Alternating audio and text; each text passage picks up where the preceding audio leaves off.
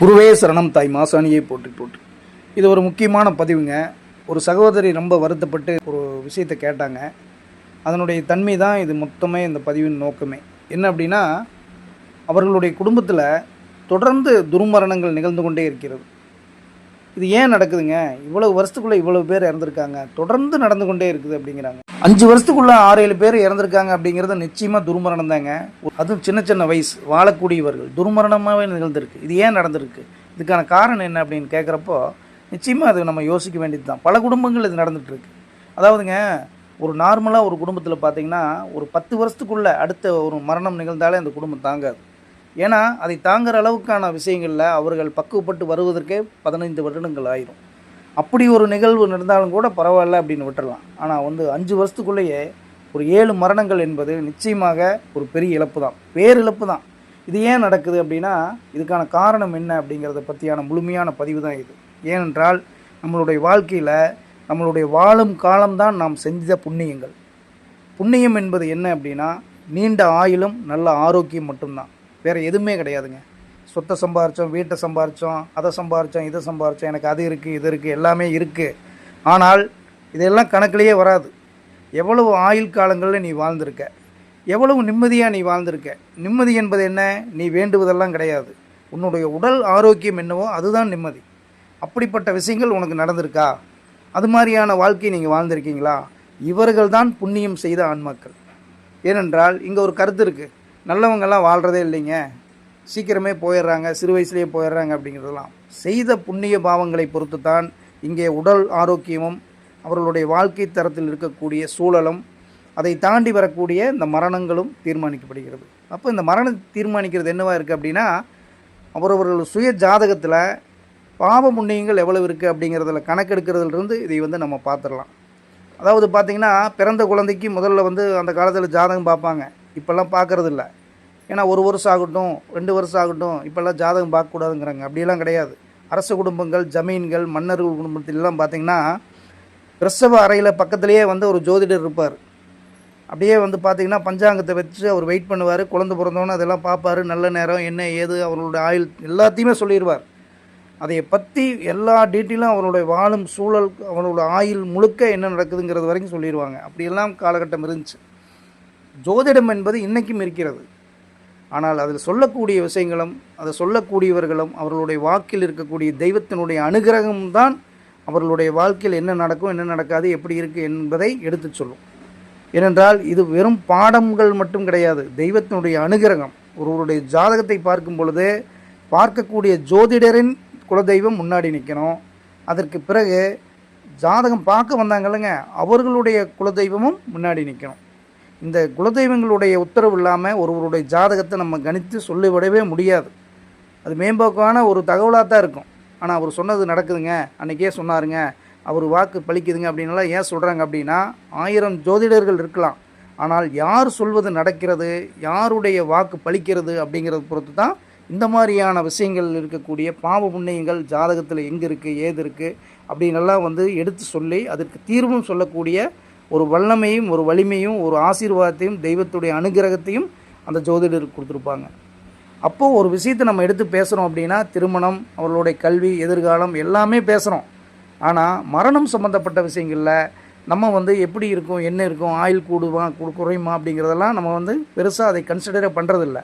ஆனால் திடீர்னு வீட்டில் இந்த மாதிரியான விஷயங்கள் நடக்கும் பொழுது, ஐயோ இப்படி நடந்துருச்சு அப்படி நடந்துச்சு பதறும் பொழுது எல்லாமே கைமீறி போயிருக்கும். இது எங்கேருந்து ஆரம்பிக்குது அப்படின்னா, பூர்வ புண்ணியத்திலிருந்து தான் ஆரம்பிக்குது. அது இண்டிகேட் பண்ணும் நம்மளுடைய சுய ஜாதகத்தில் ஒருவருடைய பூர்வ புண்ணியம் எப்படி இருக்குது, எங்கே பலப்பட்டுருக்கு, எங்கே பலவீனமாக இருக்குது அப்படிங்கிறத 1ஆம் இடம் லக்னத்தையும் 5ஆம் இடம் பூர்வ புண்ணியத்தையும் அதே மாதிரி 9ஆம் இடம் தந்தை ஸ்தானம் என்று சொல்லக்கூடிய 9ஆம் இடத்தையும் அது வெளிப்படுத்தக்கூடிய விஷயங்கள்லேருந்து நம்ம எடுத்துடலாம். குறிப்பாக இந்த 1, 5, 9 ராகு கேது இருக்கக்கூடாது. அப்படி இருக்கக்கூடிய விஷயங்களில் நிச்சயமாக ஏதோ ஒரு சாபங்கள் இருக்கக்கூடிய ஜாதகமாக தான் அது இருக்கும். பலவிதமான கிரக நிலைகளிலிருந்து வெளிப்படுத்தக்கூடிய அந்த பாவ புண்ணியங்களுடைய விகிதாச்சாரம் எவ்வளவு இருக்குது, எந்த விதத்தில் அவர்கள் பாவத்தை பண்ணியிருக்காங்க. மனிதன் நல்லதும் செய்கிறான் கெட்டதும் செய்கிறான், முற்பிறவியில் என்ன பண்ணான்னு தெரியாது. அதை விட இவர்களுடைய முன்னோர்கள் செய்த பாவங்கள் என்னன்னு தெரியாது. அதையெல்லாம் சேர்ந்து மூட்டையாக கொண்டு தீர்க்கிறதுக்கு தான் ஒரு மனுஷன் பிறப்பெடுக்கிறான். ஆனால் பிறப்பெடுத்த பிறகும் மறுபடியும் பாவத்தை கழிப்பதற்கு வந்தவன் பாவத்தை சேர்க்க வேலை பார்க்குறான். அப்போ இந்த ரெண்டுமே சேர்ந்து அந்த இடத்துல வேலை செய்யும் பொழுது இந்த இடத்துல ஒரு துர்மரணத்தையும் மாரகத்தையும் அது கொடுத்துருது. அப்போ அப்படி கொடுக்கக்கூடிய நிலைமையில் நிச்சயமாக அந்த குடும்பத்தில் தொடர்ந்து இந்த மாதிரியான துயர சம்பவங்கள் நடக்குது. அப்போ இது தடுக்கிறதுக்கு என்ன தான் வழி அப்படின்னா, சுய ஜாதகத்தை பாருங்கள். குறிப்பாக நான் சொல்கிறது ஏற்கனவே நிறைய பதிவு போட்டிருக்கேன். நீங்கள் ஜாதகம் பார்க்குறோம் அப்படின்னாலே கல்யாணத்துக்கு தான் ஜாதகத்தை எடுக்கிறாங்க, படிக்கிறதுக்கு கூட ஜாதகம் எடுக்கிறது இல்லை. முதல்ல நான் நிறைய பதிவில் சொல்லியிருக்கேன், குழந்தை பள்ளிக்கூடத்தில் சேர்த்துறீங்களா அப்படிங்கிறதுலேருந்தே குழந்தையோட ஜாதகத்தை பாருங்கள். என்ன படிக்கும், என்ன படித்து அது முன்னேறும், என்ன மாதிரியான அவங்களுக்கு அந்த படிப்பு சம்மந்தப்பட்ட விஷயங்களில் வருங்காலம் அமையும் அப்படிங்கிறதெல்லாம் கணித்து சொல்லக்கூடியவர்களிடம் சென்று இதையெல்லாம் கேட்டு அந்த குழந்தையோட வாழ்க்கை நல்வழிப்படுத்துங்கன்னு நம்ம சொல்லியிருக்கோம். ஆனால் அதெல்லாம் எத்தனை பேர் கடைப்பிடிக்கிறாங்கன்னு தெரியாது. கல்யாணம் வயசு வந்துடுச்சு, பொண்ணு கிடைக்கல, பொண்ணுக்கு மாப்பிள்ளை கிடைக்கல, அந்த நேரத்தில் தான் ஜாதகத்தவே தேடுறாங்க. ஆனால் அதுக்கு மட்டும் ஜாதகம் கிடையாதுங்க. மெயினாக நம்மளுடைய ஆரோக்கியம், நம்மளுடைய ஆயுள், நம்மளுடைய எதிர்காலம், நம்ம எதிர்கால சந்ததியினுடைய வளர்ச்சி, வாழ்க்கை எல்லாமே ஒருவருடைய தலைவிதியாக அந்த 12 கட்டத்தில் 9 கிரகங்கள் சொல்லக்கூடிய ரகசியங்கள் நிறைய இருக்குது. அதில் அந்த 27 நட்சத்திரங்களுடைய பாத சாரங்கள் இருக்குல்லங்க, அதனுடைய தன்மையிலே நம்மளுடைய ஒட்டுமொத்த வாழ்க்கையும் என்னவோ இருக்கும் அப்படிங்கிறத டோட்டலாகவே பிரித்து ஒவ்வொன்றுக்கும் ஒவ்வொரு விதமான அற்புதமான விஷயங்களை, ரகசியங்களை முன்னோர்கள் வைத்து வச்சுருக்காங்க. அப்படி பார்க்கக்கூடிய ஜாதகங்களில் உங்கள் பூர்வ புண்ணியங்கள் எவ்வளோ தூரம் இருக்குது, இதில் மாரகாதிபதியோட தன்மை என்னவாக இருக்குது, இந்த மாரகாதிபதியோட இடம் என்ன, அதனுடைய கிரகம் என்ன, அந்த மாரகாதிபதி இருக்கக்கூடிய இடத்துல எந்த கிரகம் இருக்குது, அந்த ஆயுளை தீர்மானிக்கக்கூடிய சனி பகவான் எந்த சாரத்திலிருந்து இந்த மாரகாதிபதியுடன் எப்படி தொடர்பு இருக்குது அப்படிங்கிறதையெல்லாம் தெளிவாக கணித்து கூறக்கூடிய ஒரு தன்மையில் அவர்களுடைய ஆயுளை நாம் இவ்வளோ இந்த விஷயங்கள்லேருந்து இப்படி இருக்குது இப்படின்னு சொல்லிடலாம். அப்படி இருக்கக்கூடியதில் பாவ புண்ணியங்கள், இந்த மாதிரியான தோஷங்கள், இந்த மாதிரி பூர்வ புண்ணியங்கள் எல்லாம் ரொம்ப மோசமாக கெட்டு கிடக்குது அப்படின்னா அதற்கும் அதுக்கான தெளிவான சூழ்நிலையிலே அதுக்கான தெய்வத்தை வேண்டி வணங்குவது, வாழ்க்கை முறைமைகளை மாற்றி அமைப்பது, அவர்களுக்கு உணவு சம்பந்தப்பட்ட விஷயங்களை பரிந்துரைப்பது எல்லாமே அந்த ஜாதகத்தில் வந்துடும். உங்களுக்கு இந்த சூழ்நிலையில் இப்படி இருந்தீங்கன்னா நிச்சயமாக இந்த பிரச்சனை வரும், சுகர் வரும், அதே மாதிரி பிபி இருக்கிறதுக்கு வாய்ப்பு இருக்குது, அதே மாதிரி ஹார்ட் பிரச்சனை இந்த வயசுக்கு மேலே வருவதற்கு வாய்ப்பு இருக்குது. இதெல்லாம் ஏன் ஜாதகத்தில் எடுத்து கணித்து நம்ம சொல்கிறோம் அப்படின்னா, 4ஆம் இடம் என்பது என்ன அப்படின்னா சுகஸ்தானம், வீடு வாசல் மனை எல்லாம் இருக்கக்கூடியது. ஆனால் இதெல்லாம் அமையணும்னா ஆரோக்கியம் வேணும். அந்த ஆரோக்கியத்துக்கு இருதயம் நல்லா இருக்கணும். அப்போ இருதயத்தை குறிக்கக்கூடியது தான் ஒருவருடைய சுய ஜாதகத்தில் 4ஆம் இடம். அப்போ ஹார்ட் உங்களுக்கு நல்லா பலமாக இருக்கா அப்படின்னு 4ஆம் இடம் சொல்கிறது. உங்களுடைய ஒவ்வொரு உறுப்புகளுக்கும் ஒவ்வொரு பாவகமும் ஒவ்வொரு கிரக நிலையும் ஒவ்வொரு நட்சத்திரமும் உங்களுக்கு சொல்லக்கூடிய விஷயத்தை மருத்துவ ஜோதிடமாக முன்னோர்கள் வகுத்து வச்சுருக்காங்க. அதனால் நீங்கள் பார்க்கக்கூடிய ஜாதகத்தை உங்களுடைய வாழ்க்கையில் உங்களுடைய ஆரோக்கியம் சம்மந்தப்பட்டது என்னமோ அதற்கு முக்கியத்துவம் கொடுங்க. அது சம்மந்தப்பட்ட விஷயங்களை முன்னெடுத்து பேசக்கூடிய ஜோதிடரம் சென்று இந்த விஷயத்தை நீங்கள் ஆய்ந்து தெளிந்து அந்த விஷயத்தை நல்ல கவனமாக கேளுங்க. லாஸ்ட் டைம் துபாயிலிருந்து ஒரு நண்பர் கூப்பிட்டுருந்தார். அவருக்கு நம்ம ஜாதகம் கணிச்சு இங்கே சொல்லையில் அவர் நான் நேரில் பார்த்ததே கிடையாது. முறையாக நான் பேசுகிறேன். அவர் ஸ்ரீலங்காவை சேர்ந்தவர், அங்கே வாழக்கூடிய தமிழர். அவருக்கு நான் ஜாதகம் கணிச்சு நான் சொல்லும் பொழுது சில பேர் இந்த கூன் விழுந்த மாதிரி நடப்பாங்க. அந்த மாதிரி தான் நீங்கள் நடக்கிறீங்க அப்படின்னு சொன்னோன்னே அவர் ரொம்ப ஆச்சரியப்பட்டு போயிட்டாங்க. என்னங்க என்னை பற்றியே தெரியாது, இப்போ தான் உங்களுக்கு ஜாதகம் டேட் ஆஃப் பர்த் தான் அனுப்பிச்சிருக்கேன், அதில் சொல்கிறீங்க அப்படின்னா இதில் வரும் அவர்களுடைய உடல் அமைப்பு, அவர்களுடைய தன்மை இதெல்லாமே எடுத்துடலாம். அப்போது முதன்மையானது ஜோதிடத்தில் என்னவாக இருக்குன்னா மருத்துவம் சம்மந்தப்பட்ட விஷயங்களை, ஆரோக்கியம் சம்மந்தப்பட்ட ஆயுள் சம்மந்தப்பட்ட விஷயங்களை பேசக்கூடிய விஷயங்கள் தான் ஒருவருக்கு மிகச்சிறந்த வழிகாட்டியாக முதன்மையாக இருக்கக்கூடியது. ஏனென்றால் சித்தர்களும் ஞானிகளும் ரிஷிகளும் முன்னோர்களும் நம்மளுக்கு வகுத்து வைத்ததே இந்த ஜோதிடத்தையும் ஜாதகத்தையும் சாஸ்திரங்களையும் அப்படியே மூலிகையுடன் கனெக்ட் பண்ணியிருக்காங்க. இங்கே நம்ம வாழக்கூடிய சூழலில் உணவு சம்மந்தப்பட்ட விஷயங்களை தாண்டி பல்லாயிரக்கணக்கான மூலிகைகளை நம்மளுக்கு அவர்கள் அடையாளப்படுத்தியிருக்காங்க. அதற்கெல்லாமே ஒவ்வொரு கிரக நிலைகளின் தொடர்பையும் அவர்கள் வெளிப்படுத்தியிருக்காங்க. ஒவ்வொரு மூலிகைக்கும் பலவிதமான தொடர்புகள் உள்ள கிரக நிலையும் இருக்குது. அப்போ இதெல்லாம் எவ்வளோ அற்புதங்கள் பாருங்கள். அப்போ இதெல்லாம் முதன்மையாக இதெல்லாம் வகுத்து வச்சதை ஒரு மனுஷன் வாழணும், நீண்ட ஆயுள் வாழணும், நீண்ட பூரணத்துவத்துடன் அவன் வாழ்க்கை எல்லாம் வாழ்ந்து அவன் பரிபூரணமான ஆன்மாவாக அவனுடைய கடைசி காலம் நிம்மதியாக இருக்கணும் அப்படின்னு தான் எல்லோருமே இந்த உடலை பேணி காத்திருக்காங்க. திருமூலர் சொல்லியிருக்கார், உடல் வளர்த்தேன் உயிர் வளர்த்தேன் என்று.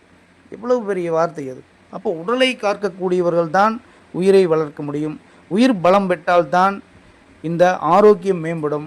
இந்த உடல் நிச்சயத்தன்மையுள்ள இருந்தால் மட்டும்தான் ஆன்ம பலம் பெறும். அப்போ ஆன்மாவும் உடலும் உயிரும் ஒன்றுடன் ஒன்று இணைந்து ஒரே நேர்கோட்டில் செயல்படக்கூடியதான் நம்மளுடைய முன்னோர்கள் இந்த ஞானம், யோகம், தியானம், ஆன்மீகம் என்று வெளிப்படுத்தி இருக்கிறார்கள், நெறிப்படுத்தி இருக்கிறார்கள். அதனால் கவலைகளை எல்லாம் தூக்கி வெளியே போட்டு காசு பணத்துக்கு பின்னாடி ஓடுறதை விட்டுட்டு நிம்மதியான வாழ்க்கைக்கு ஆரோக்கியம்தாங்கிறத நீங்கள் முக்கியமாக புரிஞ்சுக்குங்க. இந்த துர்மரணத்தில் எல்லாமே ஒரே மாதிரியான சிம்டம்ஸ் தான் இருக்குது. என்ன அப்படின்னா, காசு பணம்னு ஓடிக்கிட்டே இருந்திருக்காங்க. அது மட்டும்தான் வாழ்க்கைன்னு நினச்சிருக்காங்க. பயங்கரமாக ஓடி இருக்காங்க. அதாவது ஓய்வே இல்லை. வீட்டுக்கு வர்றதே 1 மணி 1:30 மணிக்கு தான் வந்திருக்காங்க. படுத்து தூங்கி காலையில் 8 மணி 9 மணிக்குள்ளே மறுபடியும் ஓடி இருக்காங்க. அப்போ தூக்கம் என்பது அவர்களுக்கு 3 மணி நேரம் 4 மணி நேரம் தூக்கம் கூட கிடையாது. 2 மணி நேரம் தான் தூக்கம் கிடச்சிருக்கு. அந்த 2 மணி நேரம் தூக்கத்தில் எப்படி நம்மளுடைய உடலில் மெட்டபாலிசம் எப்படி வேலை செய்யும், வளர்சிதை மாற்றம் என்ன வேலை செய்யும், தூக்கத்தில் தான் வேலை செய்யும். இப்போ ஆரோக்கியத்திற்கு தூக்கம்தான் ரொம்ப முக்கியமானதுங்கிறத நம்ம புரிஞ்சுக்கணும். அது சம்மந்தப்பட்ட விஷயங்களில் நம்மளோட குழந்தைகளுக்கு நம்ம நெறிப்படுத்தணும். நம்ம வாழ்க்கையை நம்ம வாழக்கூடியதை பார்த்து தான் நம்ம குழந்தைகள் வளருது. நம்மளே 12 1 மணிக்கு படுத்தோம்னா அது பார்த்து வளரக்கூடிய குழந்தைகள் எப்படி நேரத்திலே தூங்குவாங்க. அப்போ சீர்கேடு என்பது, உடலுடைய சுழற்சி என்பது, மாறுபாடு என்பது, இந்த இயற்கைக்கு புறமான விஷயங்கள் எல்லாமே இந்த இரவில் தூங்கக்கூடிய நேரங்களை குறைத்தால் நிச்சயம் இந்த உடம்புல எதிர்வினையான விஷயங்கள் தான் நடக்கும். அப்போ இரவு நேரத்தில் தூக்கம் முழிக்கிறத தவிர்த்துங்க. நேரமே படுத்து தூங்குங்க, நேரமே எந்திரிங்க, வாக்கிங் போங்க, ஒரு நாளைக்கு 1 மணி நேரமாவது நடங்க. இந்த மாதிரி பல விஷயங்கள் இருக்குது. அதனால் ஜாதக ரீதியாக மாரகம் என்கக்கூடிய மரணம், அந்த மரணத்தில் துர்மரணம், இந்த மாதிரியான அசம்பாவிதங்கள், அந்த மாதிரியான அபாயகரமான மரணங்கள் இதெல்லாமே பெரிய பாதிப்புகளை கொடுத்துவிடும். அந்த குடும்பமே நிர்கதியாக நின்றுவிடும். அப்படி ஒரு சூழலை நீங்கள் ஏற்படுத்தாமல் இருப்பதற்கு உங்களோட சுய ஜாதகத்தில் உடனடியாக போய் இந்த விஷயத்தை நீங்கள் பாருங்கள். பூர்வ புண்ணியங்கள் எப்படி இருக்குது, ஆரோக்கியம் எப்படி இருக்குது, ஆயுள் எப்படி இருக்குது, இந்த 3ஐயும் கேளுங்க. இதுக்கு முக்கியத்துவம் கொடுத்து நீங்கள் ஜாதகம் பாருங்கள். நிச்சயமாக நல்வழிப்படுத்தக்கூடிய விஷயத்தை இந்த தெய்வங்கள், உங்கள் குலதெய்வம், உங்களுடைய முன்னோர்கள், உங்களுடைய பித்தர்கள் உங்களுக்கு நல்வழிப்படுத்துவாங்க. தாய் மாசாணியும் உங்களுடன் துணை இருந்து காத்திருந்து உங்களுக்கு நல்வழிப்படுத்த உங்கள் குடும்பம் ஆரோக்கியத்திலும் ஆயுள்லையும் நீண்ட ஒரு அற்புதமான வம்சாவளி தலைத்துவங்க 16 செல்வங்களுடன் பெற்று வாழக்கூடிய வாழ்க்கை இருக்கணும்னு நான் தாய் மாசாணி வேண்டிக்கிறேங்க. குருவே சரணம். தாய் மாசாணியை போட்டு